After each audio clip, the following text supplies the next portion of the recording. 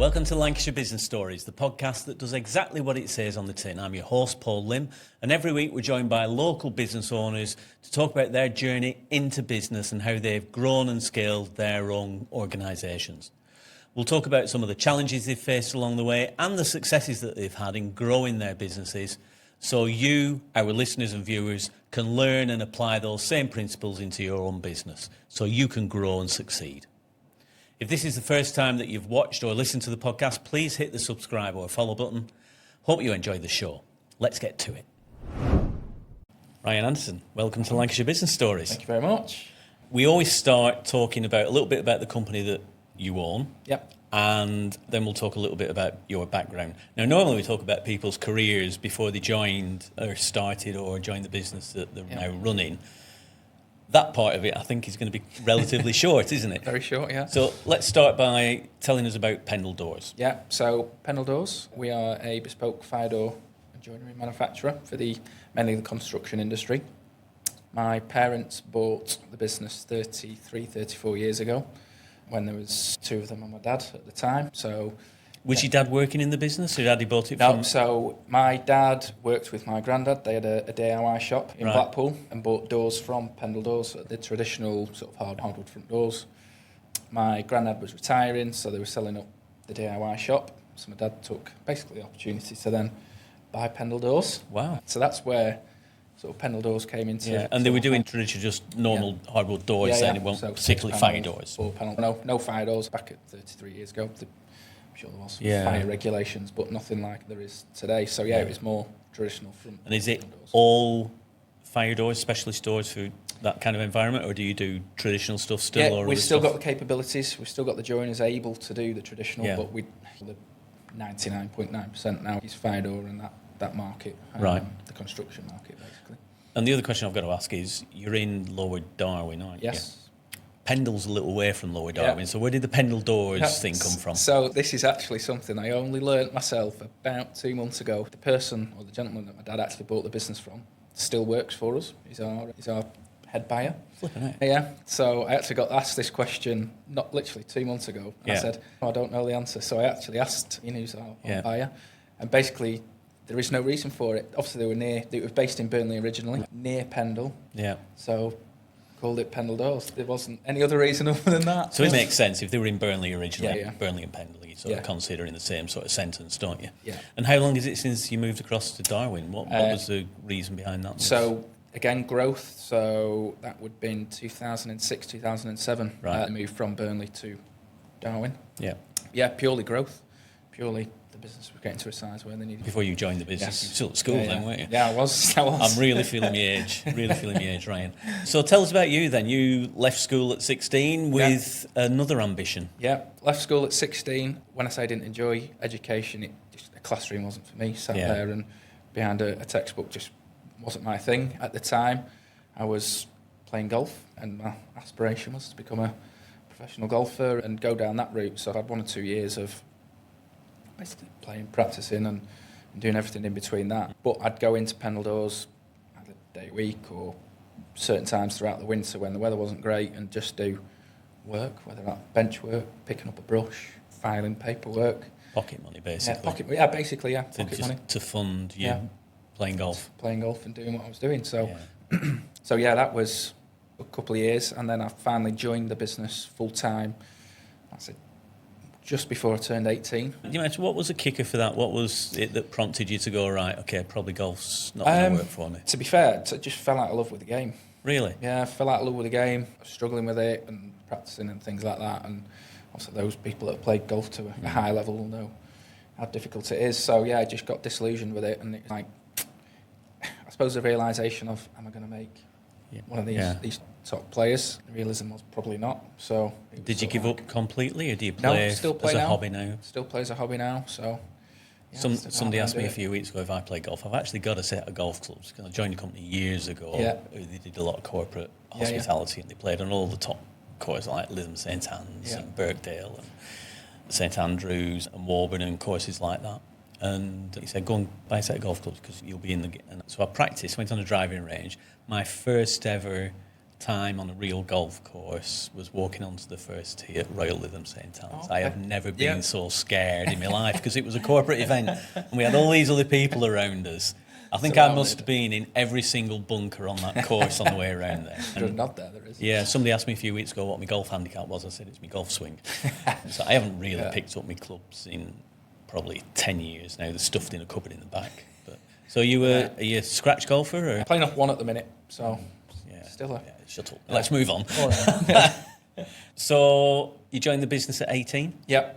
Yeah. Straight into management or start at the bottom. So I went into the sales team. Yeah, I think there was maybe three sales members. Then obviously I joined. So yeah, straight into the sales team. Like I said before that, I'd gone in and I'd done bench work and things like that. So I'd seen what goes into making a door as well, which is quite good. But yeah, straight into the sales team. Took it from there basically. Was there any challenges around being the owner's son, and working in the business? Yeah, with other people? Not directly. I think you're always conscious of people think that you're being given everything and you're on £1 million a year and everything's easy. But I think from the outset, there was a sales manager in place. From the outset, it was Mum and Dad had stepped back as to say, no, he's your manager, and he treated me that way. And again, Ian's still with us. He's our sales and commercial director, so he's still in the business.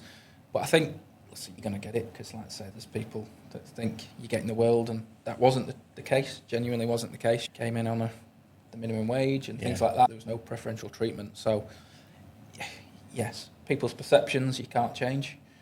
What you want to say and do.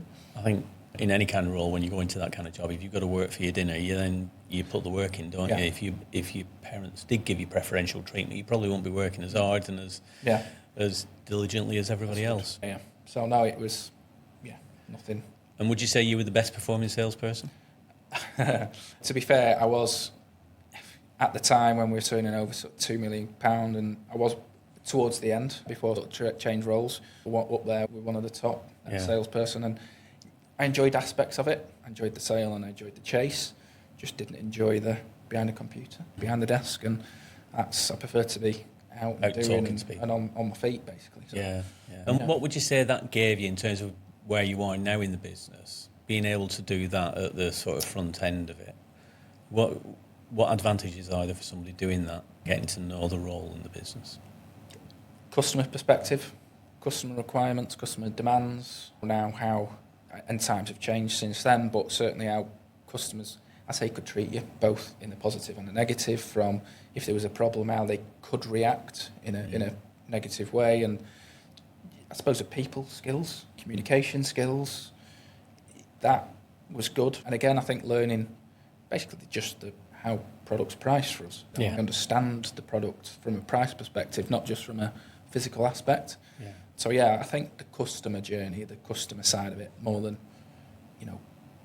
the business side, we say. And I know we usually ask this question towards the end, but if there's a young person going into a sort of sales role now, or if somebody's coming to join your business in a sales role, what would be the best piece of advice you could give to them coming into a sales role? So learn the job, number one, but certainly, like I say, customer interaction, whether that be, everyone's differently. Some people, both inside and outside the business, some people prefer email and don't like being on the phone. Some people like being on the phone. I think it's understanding your customer, or understanding that specific customer as to how they like to deal with you. Do they like a phone call? Do they like an email? Do they prefer you to nip in your car and go and see them? So really adapting to each customer that communicate with them in the way that they want to be communicated with, rather than the way that you want to be communicated with. Absolutely, because I think, we're a fire door manufacturer, there's more out there, of course there is, so trying to get that personal relationship before your business relationship is, you can go and build the business relationship easier. What would you say it is that sets Pendle Doors apart from the other competition in your marketplace? And you mentioned that there are others doing what you do, obviously. In our industry, the fire door industry, it's that tight with regulations and fire regs and things like that. The product is the same. There's a roundabout, it's the same. I think where we try and stand out is the customer service side of it. So listen, we're not perfect, we're a bespoke manufacturer. If we get something wrong, how quickly can we put it right? Let's ask the questions later. Let's get it right for the customer there. Our door is towards the end of their project, so they're coming up to sign off buildings, and fire is, they've got to compartmentalise. So let's get the problem sorted ask the questions later. So customer side of things, definitely. We're a little bit different to other manufacturers. We have sort of one port of contact for the customer. So a salesperson will take it from inquiry to quote to order straight through to delivery. So they've always got one contact, which again, from a customer building relationship, they know they've got someone that they can speak to. They know who they need to speak to without going, oh, it's about a missing item or it's about a change I need to make. It's one person. So that's where we try and offer that up level. Yeah, having great marketing and sales will get you through the door. Yeah. But it's the customer experience that will bring people back again and again, and will help them to refer you to other people. Yeah. So customer experience is so important. I think it's something that a lot of people forget. You know, they focus on getting the order, and then it's onto the next. Yeah. Whereas, like I said, because our guys are getting the order but seeing it through, I think they don't have that onto the next because it's I've got the order, but now I need to process it and do and things like that. How many people have you got on your sales team now? There is 6 on the sales team. So, and are they split between sort of hunters, like new business development people, and account managers, people looking after clients, or is it a mix? So we've got sort of 6 full-time sort of selling that have got their own accounts, and then we've also got a business development manager as well that feed in. So his inquiries and things like that he's getting will just then get distributed between the team depending on who's got. And do you have a separate marketing function as well? Yes, so literally in the last probably 3 or 4 months, we brought a new marketing manager on board, so brand new to the business. So it's all a bit new to us within the business and things like that. So again, we've noticed that we're getting to a scale now where we need to branch out more than we are, let customers understand us as a business and our personality, along with the product. So yeah, she's been on board, like I say, 3 or 4 months, and those that have got Pendle Doors on LinkedIn will probably see non-stop, which is good, which is what we're after, but we're after humanising us as a business, understand us, what we're doing, not just the fire doors, but both from a charity perspective, personal. I think a lot of people get sort of marketing and sales mixed up or intertwined a little bit too much sometimes. There are very specific functions. The marketing function is to generate leads. Generate inquiries and interest, and the sales function is then to convert it into orders. And then the other part of that is the customer experience function, which is maybe you call it account management, whatever that your sales team could do, but it is a separate function to make sure they have a world-class customer experience and that you're continuing to build and develop the relationship in the customers that have already bought from you. So there's 3 different steps to it. Definitely. And I think they get intermingled, and sometimes you'll get businesses who maybe employ a salesperson, but then if I ask them, who does your marketing? What do you mean? So the salesperson goes out, so he's doing marketing then. He's got to go and find the leads and inquiries and then convert them. So I think it's important that you can make that differentiation. Absolutely, All power to your elbow. Yeah. So you were in sales for how long? It's a good question. Probably a couple of years, I would say. The timeline is quite hard from battening that down, but a couple of years. And then what did you move on and to? Then moved into production manager. So massive change then. Yeah, it was a big change, but again, I think from my end, but speaking and being behind the desk wasn't for me, and I like the hands-on nature. At that point, for me, I've only been 15 or 16 on the shop floor doing, and so it was managing the jobs, but sort of helping out all at the same time. So you were managing people, were you project managing the flow of work through production planning and the flow of work through the factory as well? So again, trying to get items A to point B and out for delivery and liaising with logistics and things like that. But it was good because it was something different, and it was every day was the same but different and busy. What was the relationship like as production manager with the sales team? Because I know on a few of the businesses that I've come across, there's quite a love-hate relationship between production and sales, because sales just want everything done and will say yes to everything. And it comes to production, they go, what the hell, we've got a month's worth of production here already planned, and you've promised somebody something in 2 weeks. Absolutely, spot on. Yeah, so obviously I've gone from one side to the polar opposite within the business. Hard, challenging, arguments. We need to do this, but this needs doing. All those things that you just I've said. just sold this, I want my commission, but I'm going to get my commission when it's gone through the factory. Yeah, to be fair, it's something over the years, and don't get me wrong, I'm not going to sit here and say we've perfected it, but something over the years that we've tried to work on massively is that the expectation of sales and what they can give the expectations of production and what they can give, and trying to harmonise it. Like I say, salesman to salesman, they want to sell the world. Of course they do. What would you say is the key to that then, for anybody who's listening in that kind of environment? Yeah, just clear and obvious sort of standard setting. It being visible. So, we've got a production schedule that has all the man hours in it. And then the jobs get scheduled and it's visible to everyone around the business. So if one particular week's full, it's not hidden, they can see it. Yeah. Do you work shift patterns in the factory, or is it just night? Just one shift? Just one. Yeah, we've got one shift. We've got some guys that start at 6, some guys that start at 8. We did that probably a year or so ago. Again, as part of the flexibility to say, you want to start at 6, finish early, you can. Start at 8 and finish normal time, you can. Yeah. But in terms of day shift, Monday to Friday and throughout the week. But is that shift pattern thing anything you've ever considered? Not yet. It's not that it's nothing that we've had to consider to the point, but certainly going forward and the growth that we've had and got and planning on due to space, basically, it may be something that we have to consider, definitely. Yeah, it's always interesting. I think the one thing for me when I talk to people is clear communication. Yeah. If they understand that there are some constraints within production that can't be, if you're starting a big job, it's trying to slow down and stop a super tanker, isn't it? Absolutely. It's quicker to do the full production run and then do yours on the end than it is to stop halfway through, reset everything, do that smaller production run 100%. For a salesman who's complaining and then start the other one again. 100%, yeah. So it certainly is. And to those that have got more production mind, it's easy understood, it's harder to explain that. We're quite fortunate. Our current sales manager, he started with us on an apprenticeship on the shop floor. So he was actually a joiner. He's made his way through the ranks, so he has that understanding, or more of an understanding of the shop floor and how that works, which is another positive to sales and sort of explain to the sales team. And in terms of the factory itself, I've been in and I've seen it, and you've got quite a lot of fairly complex machines in there. Is there anything in there that in the past has been like a bottleneck issue where if one thing stops or breaks, everything else gets stopped behind it? We still have it, don't get me wrong, but over the years we've then tried to mitigate that. Many years ago we had one CNC, now we've got 3 CNCs. We've got an in-house spray booth that could only hold, let's say, 25 doors at a time. Now we moved factory up, we've got an additional factory, the new one can hold nearly 90, but again that's still a constraint because paint dries as quick as paint dries now.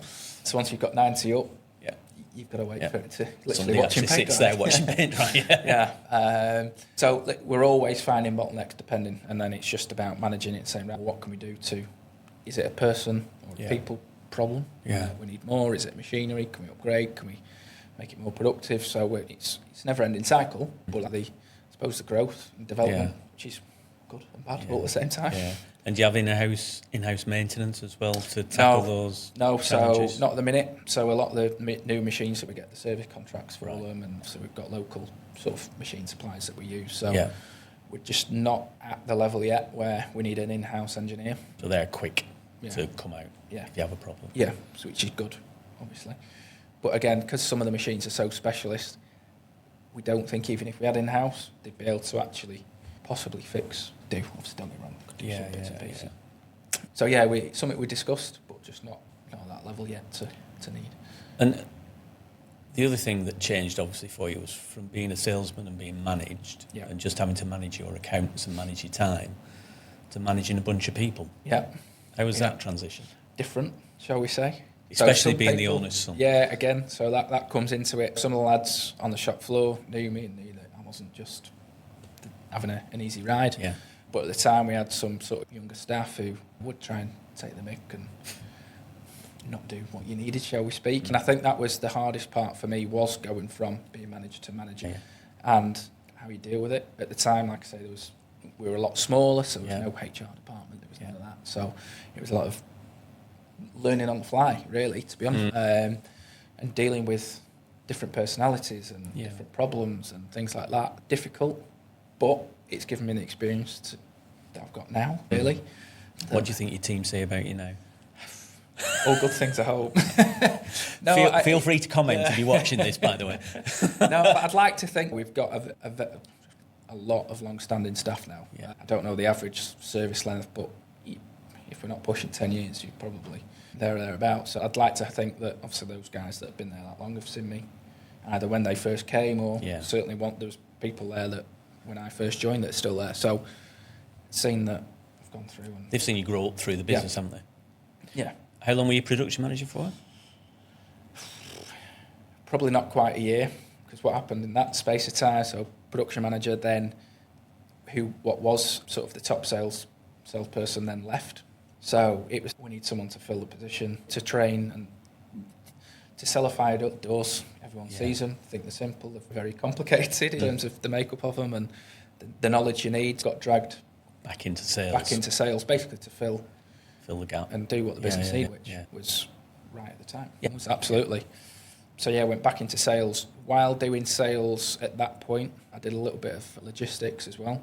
So did they get another production manager in? Yeah, again, someone else that's still with us. He came in and then he took over that role. Just trying to chop and change and manage the people we had and doing what we're doing at that point. So I did. He took that bit. I was going into sales, but did a little bit of logistics as well. Not full in depth, and booking transport and delivery vehicles and things like that, but just trying to understand what goes on, coming in and booking the items in, booking the items out, and help organise more the shop floor from the warehousing perspective. So I had a bit of, from that point then really, done production. I'd physically done production, done sales, production manager, bit of logistics, so I've got like a complete rounded view on the business. At that point, like I say, we were a lot smaller, so that was sort of us in a nutshell at that point. So I was in the sales for a little while, and then I got approached. Obviously, as I said from the start, sales wasn't for me. It's not where I wanted to be, but I actually got approached by a company who offered me a job at that point to go and work out in Dubai. And at that point, my now wife, we'd been out there and loved Dubai, still do. Yeah. So that was a serious conversation point. So I had a conversation with Mum and Dad. I said, look, been offered this job. Sales isn't what I want to be doing. So really I'm thinking about going, in essence. So we had the conversation, sit down, what do I want to do, what do I want to get involved in? And from that point, there was obviously a handover period, a few months, but agreed and that I'd become the operations director then. Yeah. So you never went to Dubai? Never went to Dubai, not to work anyway. We've been, God knows how many times, so we love it out there, but no. Stay within the business, which was probably the best thing that could have happened in terms of it was a catalyst to where I truly believe where we are now. Yeah. So they put me in basically operations director. Covered?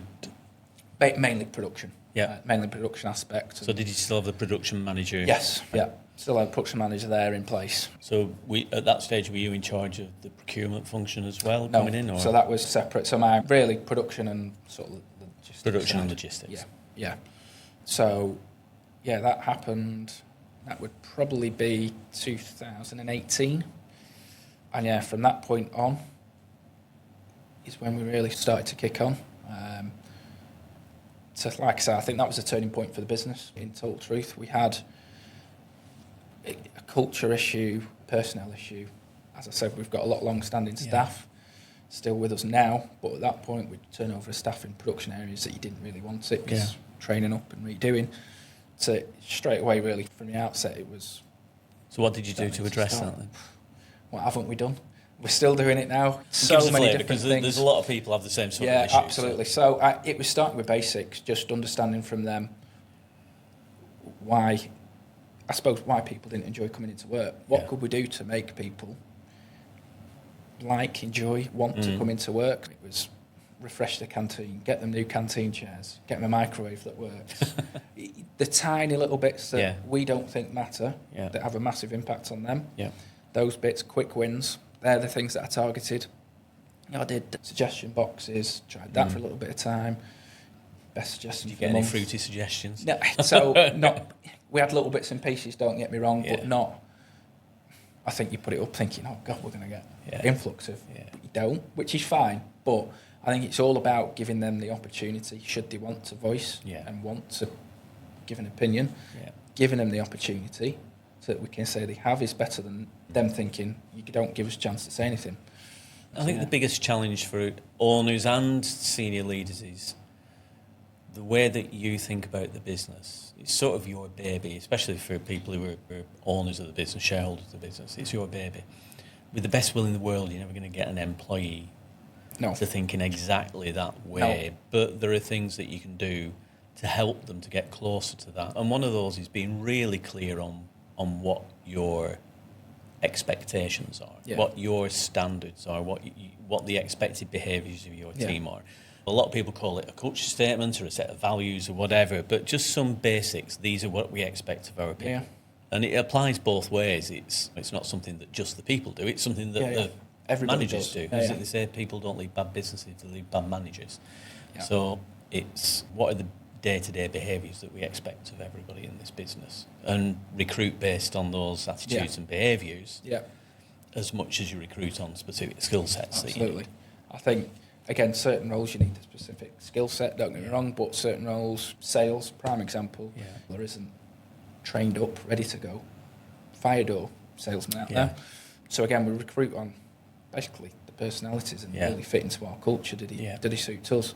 We can teach the rest. If they fit within what we like and what we're trying to do as a business, then people will. Yeah, we help a lot of our clients with recruitment. One of the passages we always give them is a book called Think and Grow Rich by Napoleon Hill. And the book, if you haven't read it, Napoleon Hill was a journalist, and he was recruited by Andrew Carnegie, the famous Scottish industrialist who moved to the States and made mega millions, even in those days. Because he wanted to understand what it was that made some people really successful and made others really unsuccessful. Yeah. And after interviewing, he interviewed everybody from beggars on the streets to major sort of people who'd inherited the wealth and people who'd made, self-made people as well. And it came down to, it wasn't about the background, it wasn't about anything else apart from their mindset. Yeah. Hence the title of the book, Think and Grow Rich. Because they'd seen people who'd started on the streets and made it, and people who'd come in who'd had a lot of money through inheritance, who'd lost it all. And there's one excerpt in that book about going the extra mile, and we give that to all of our interviewees or anybody for our clients who are interviewing. So when they come in, we ask them about the passage in the book and to give us examples of when they've gone the extra mile, that kind of thing, and what they think about it and what goes through their mind when they read that passage, because it's really important in terms of getting the right people. Do you want people who are going to go the extra mile, go above and beyond the call of duty for you? Of course you do. So it's really interesting to see the reactions from that. Yeah, it's an interest. Yeah, it is. It's certain, like I say, everyone's different. Yeah. But I think like I say, you can't expect everyone to go the extra mile. No. It's unrealistic. Yeah. But the biggest thing, like I say, from 2018 to now and still now is I want to build a culture and build a business where people enjoy coming to work, don't mind coming to work, want to come to work. I don't want the culture where people get up on a Monday morning thinking, I've got to go to work again. That's not what I want. No. It's not. Nobody wants that. No. Nobody wants that. No. And I think that's my biggest thing, like I say, was change the culture.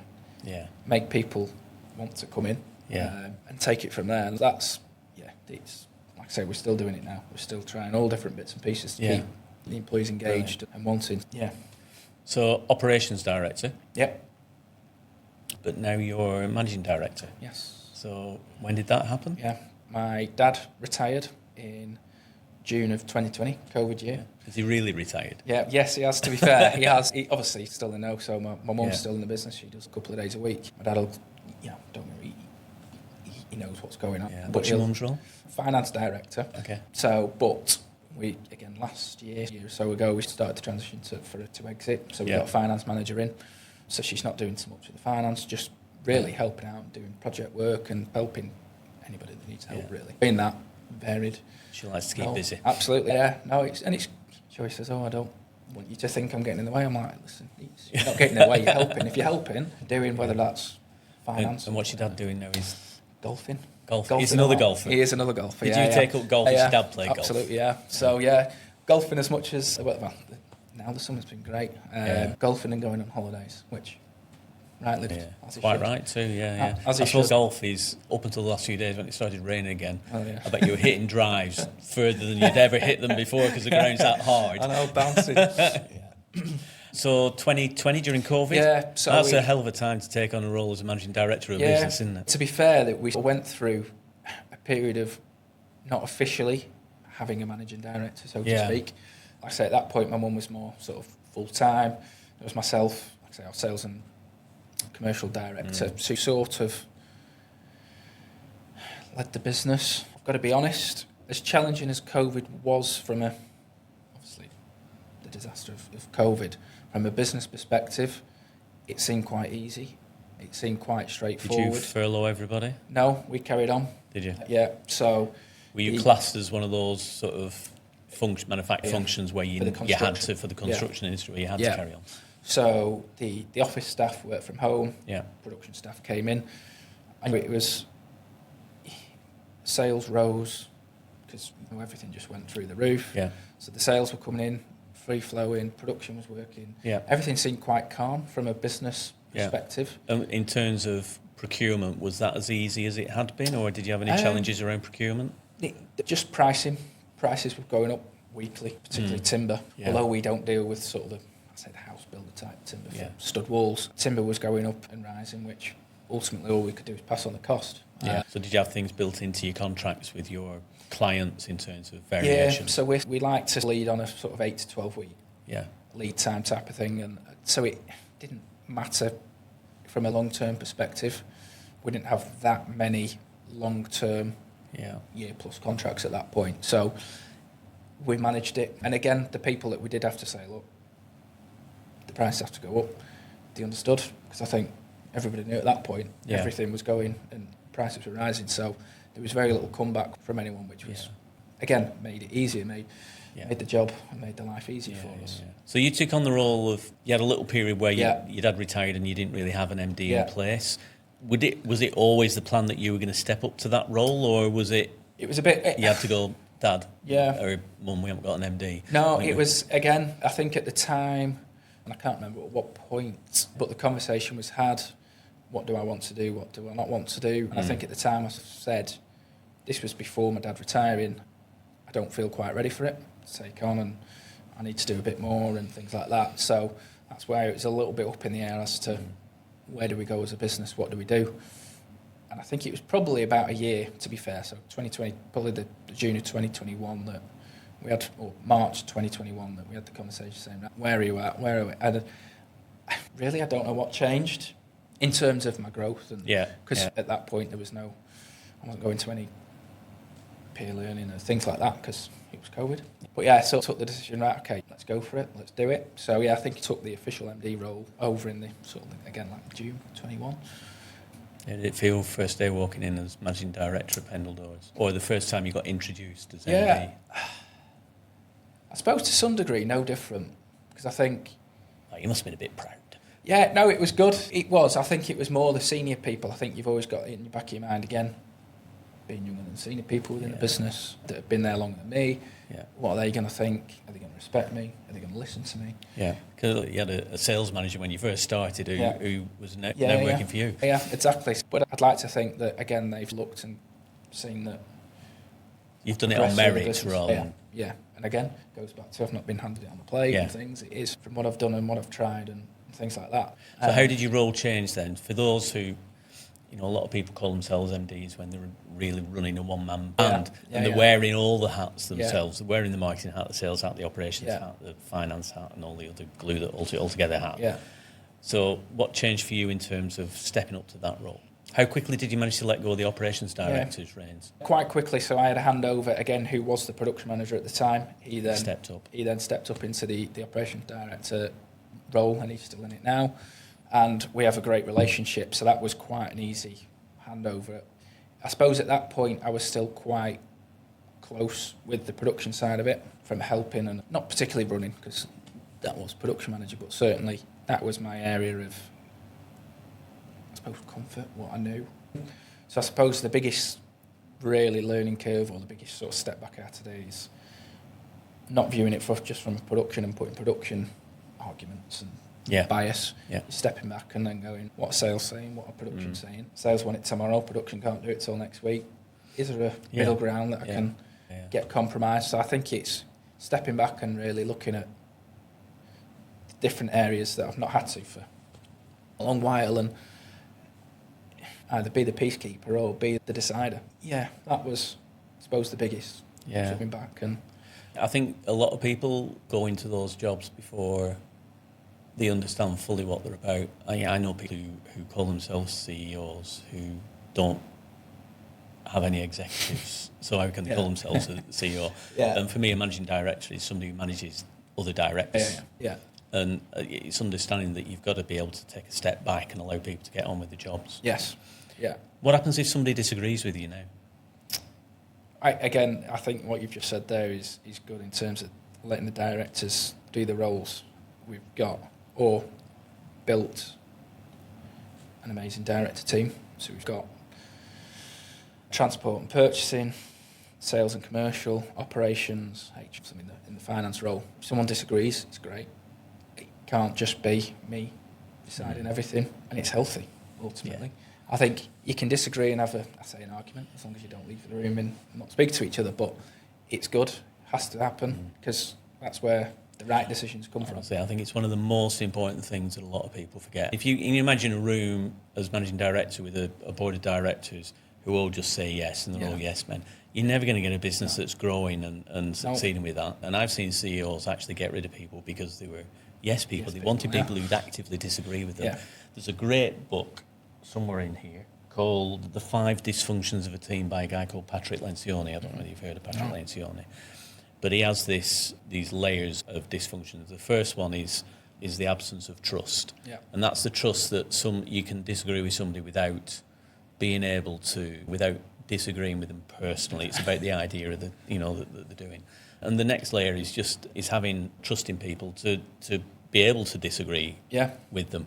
And it's just such a great book for anybody who's leading a team or involved in a team to read, because it's so important that you can have those healthy disagreements within business, because that's what drives a business forwards and up. 100%. And I think, like I say, we've all worked together as a director team for a long time now. A couple of years ago, we did a director course in-house, and again, building on that trust and learning each other more. So we did the disc profile and things. Yeah. Like I say, we've worked for years together, but we did that as a team to, again, cement and advance ourselves. How can we work better together than we already are? So that's the biggest thing, having the trust that everyone can do the job correctly within the business, but the trust that we can go into a meeting, we can disagree, we can have an argument, but go out with either the right answer or, between us we've got there, and knowing that then we'll just carry on talking about whatever it is we want to talk about. Yeah. I've got a vested interest in asking this question because I am a disc trainer, but tell me a little bit more about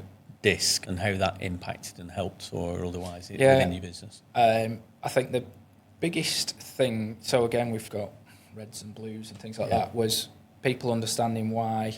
I don't know, easy example, I'm someone, if you're going to send me an email, give me bullet points, get to the point, red, no messing, whereas another director loves the detail. In my view, could make a 2-line email last 200 lines, and it really helped, particularly him understand if I'm emailing Ryan or one of the directors. They don't want all that, they want this. Just how to communicate better to each other, which may sound stupid, but made a big difference. Helps enormously with understanding and time and things like that. So we've used it extensively with every single one of our clients. We'll do a disc profile because it helps me to understand better how to communicate with people as well. Absolutely. And quite a few of them now we're using it for recruitment as well. So they'll get anybody who's coming into the business to do a disc profile, just so they can understand how they behave, how they communicate best. And some disc profiles are ultimately more suited to certain types of roles. I wouldn't let it be the be-all and end-all of a decision that you were making, but if everything else fits and there are some contradictions in the disc assessment, it opens up some questions to ask. It does, and certainly after we did ours, we found it that useful that we the sales team did it as well. So again, I think that got them to understand, again, in any business or personalities is a massive thing, and that helped them understand each other within the sales team, why certain people do certain things and not another. So useful tool. Like I said, I think if you've got a team that are there and the communication is, sales team throughout the business, their communication to different departments is key. So absolutely. Really useful. Good stuff. Yeah. So you've been MD now for 5-6 years? Yeah. How's the company grown during that time? Seems to be doing quite well under your stewardship. Yeah, a lot. So probably in 2020, let's say, we're probably turning over sort of 2.5 million. Yeah. So last year just finished off just under 9 million with continued growth plans year on year. Yeah. A lot of people have grown.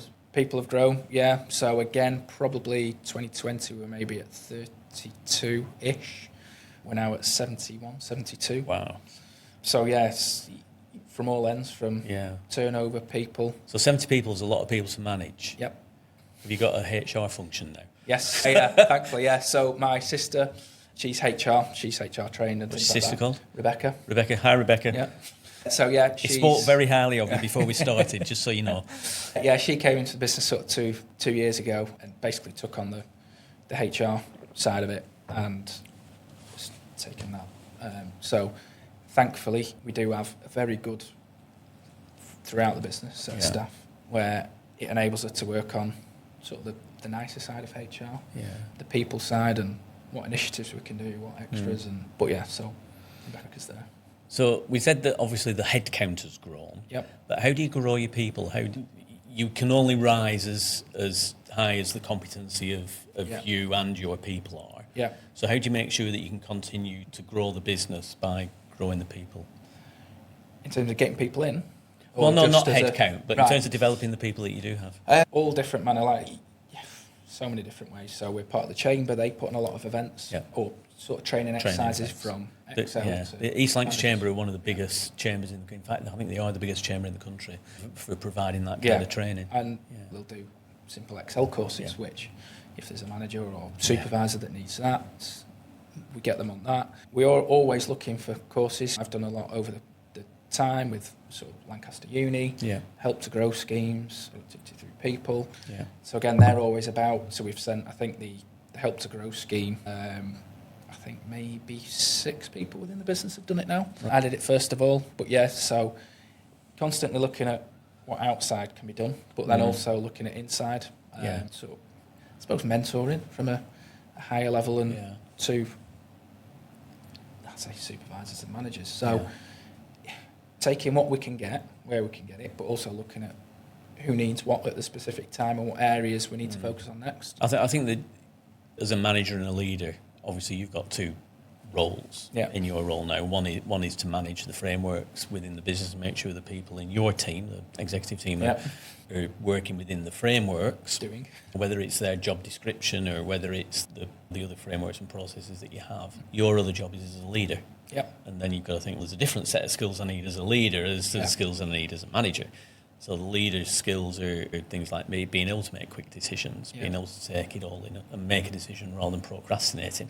I used to put the pro in procrastination, but it doesn't do anybody any good to not make a decision. No. Even if you make the wrong decision, you can change it afterwards. Jeff Bezos from Amazon, he talked about one-way doors and two-way doors when you're decision making, relevant for your company.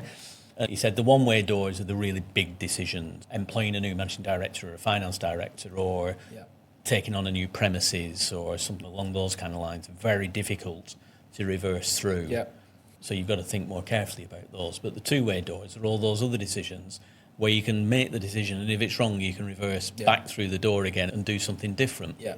And I think sometimes business owners are a bit slow to make decisions because they're frightened of the consequences.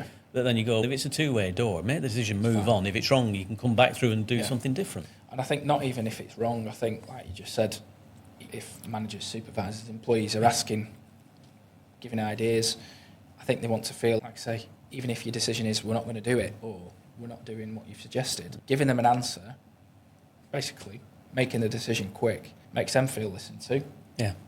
Again, if you do something it's the wrong decision, so be it. I think that there's another part of that in terms of being a great leader, and that's to allow risk-taking within the business in order for people to grow and develop. And you imagine when you first learn to ride a bike, you fall off it quite a lot when you're riding it. If you didn't take risks and allow your kids to fall off and learn, they would never learn to ride a bike. And having your team and allowing them to grow and try new things, they are bound to make mistakes along the way. So as long as there's an understanding that they're allowed to take risks and get it wrong occasionally, as long as they learn from it, of course. And I think it's almost got to be a given, certainly company our size, we can't expect managers to have to wait on us for a decision, if we're on holiday, not in the office or whatever. They've got to be empowered to make that decision because that's what they're there to do, manage or supervise, to make those decisions. I can't imagine anything that would have an absolute detriment to the business, be at our level anyway, a manager's not going to be making that. So those things that can be reversed, two-way door, they are told, make it, do what you think's right. When you go on holiday now, do you take your laptop and your work phone with you? Sometimes. We literally just come back, to be fair, and I decided not to take it this time. But sometimes, yeah. I made the decision many years ago to not put work emails on my phone. And I told, to be honest, all our managers and teams not to do that. If they have, I've said it's your decision. But again, so that when you're at home, you're at home. When you're on holiday, you're on holiday. At work, you're at work. I will not ever expect anybody on a Saturday or after work hours to be emailing and doing. That's not what we're about. Listen, your job is when you come in, not at home. So I took that decision. But there is times that I'll take my laptop and log on to my email, even if it's just to keep on top of them, to be honest. Yeah. But sometimes it's a challenge to start with, and it takes a bit of getting used to. I took the first step last year. I actually bought another phone, so I've got a personal phone and a work phone now, and the work phone goes off at a certain time, and anybody needs me on my personal phone, it's I know it's not business, it's personal. Yeah. And the trouble is, everybody thinks now I'm a drug dealer because I've got two phones. Is that a burner phone? So I'm conscious of time. I can't believe we've been talking for so long. I feel like we could probably talk all afternoon as well. There's a couple of questions we always ask. One of them is about what advice would you offer to somebody who's thinking about going into business now for themselves? Yeah. Somebody who's not been a business owner already, who maybe is really technically competent at what they do, but that's different to the technical competence of being a business owner. Yeah, I think depending on, obviously, the staff, I think certainly getting your staff on side and having that, like I say, the morale and the people wanting to come to work is a massive benefit, because again, talk about going the extra mile and people wanting to go the extra mile. If they like working there, they're more likely to help, which can be putting a new light bulb in, to staying late for an hour just because they need to get a contract over the line or whatever. Staff, number one. If you don't have staff, and it's obviously customer base, understanding your customers goes back to that. Understanding each customer, how they like to be dealt with, what they like, what they don't like, and building a relationship, because ultimately the relationship is what will keep the business moving forward, growing, because without customers, there isn't a business.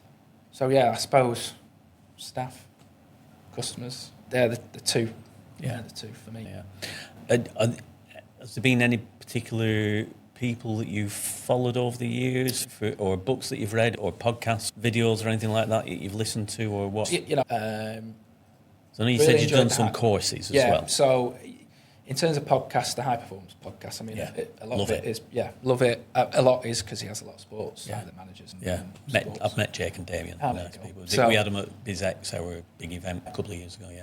So more, obviously, because I enjoy listening about those types of things. But in terms of, for me, my learning, like I say, comes from courses and actually the networking and getting out and about and speaking to businesses. Yeah. I think when I started doing that many years ago, like I say, I did probably back in 2018. My first major course I did that was a year was productivity through people. And what it helped me understand is that all businesses have the same challenges. And I think I was at that point, because again, talk about the morale and things like that, you get into a cycle of thinking, we're the worst business in the world. We've got this problem, that problem, blah, blah, blah. But you start speaking to businesses that are a lot bigger than you and understanding they've got people problem, they've got this problem, and you're like, it really helped me to think, you know what, we're not terrible, we just need to work on it. So networking is a big thing, and just trying to get, no matter what industry someone's in, if they've had a similar problem, trying to understand what they did to overcome it. Yeah.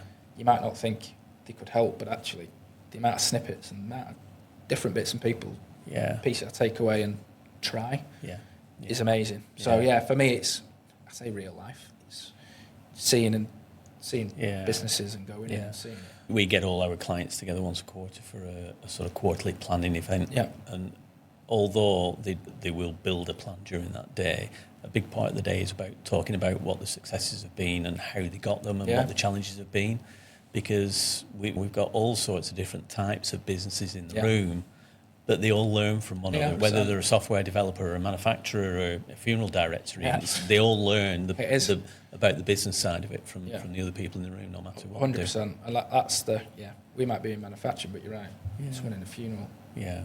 If if you've got the same problem, it doesn't matter that we're making doors and they're doing what they're doing. It's you can discuss. That for me has been the biggest benefit over the years, and that's why, like I said, I continue to do those type of things to gain the knowledge. Yeah. Who are Pendle Doors' main types of customers? Is it mainly the main contractors? Yeah. And So main contractors are all sort of the subcontractors, the joinery fit out companies, but we get onto frameworks with councils and NHS and things like that. So varied, but mainly the contractors. And if somebody would like to learn more about Pendle Doors, how do we get in touch with Pendle Doors? So the website, pendledoors.co.uk, via LinkedIn. Yeah. Are you active on LinkedIn personally? Yeah. So in fairness, probably not as much as I should be. As I talk about in the new map, she short says you need to start posting more. So personally, not the business. Yeah, like I say, that's growing and we're getting out there a lot more. But yeah, in terms of getting in touch, website, phone, email, and anyone that's interested, we always try and get any new customer to come and see us at the premises so that we can show what we do. Yeah. We've got nothing to hide. Come and see it. We're not just speaking a good game. We want to show it off as well. Brilliant. Yeah. Ryan, I do feel like we could talk all afternoon, and I'm sure we will at some point in the future. But thank you very much for giving us your time. I really appreciate it. Thank you very much. Thank you for being on Lancashire Business Stories. Thank you very much.